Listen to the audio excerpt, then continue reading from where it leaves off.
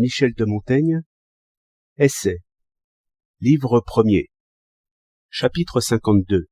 Sur la parcimonie des anciens. Attilius Régulus, général de l'armée romaine en Afrique, au milieu de sa gloire et de ses victoires contre les Carthaginois, écrivit au tenant de la puissance publique qu'un valet de ferme qu'il avait laissé seul pour administrer ses biens, soit en tout 7 arpents de terre, s'était enfui après avoir dérobé ses instruments de labourage. Il demandait la permission de s'en retourner chez lui, s'occuper de l'affaire, de peur que sa femme et ses enfants n'eussent à en souffrir. Le Sénat se chargea de placer quelqu'un d'autre à la tête de ses biens et lui fit restituer ce qui lui avait été dérobé. Il ordonna également que sa femme et ses enfants soient nourris aux frais de l'État.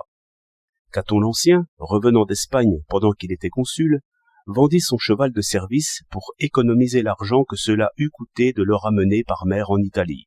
Quand il était gouverneur de la Sardaigne, il faisait ses inspections à pied, n'ayant pour toute suite qu'un fonctionnaire de l'État pour lui porter ses effets et un vase pour les sacrifices.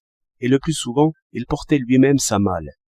Il se vantait de n'avoir jamais eu de vêtements qui eussent coûté plus de 10 écus, ni avoir dépensé au marché plus de 10 sols par jour. Quant à ses maisons de campagne, il n'en avait aucune qui fût crépie et enduite à l'extérieur. Scipion Émilien, après 2 triomphes et le consulat, alla en ambassade avec 7 serviteurs seulement. On prétend qu'Homère n'en eut jamais qu'un seul, et Platon 3.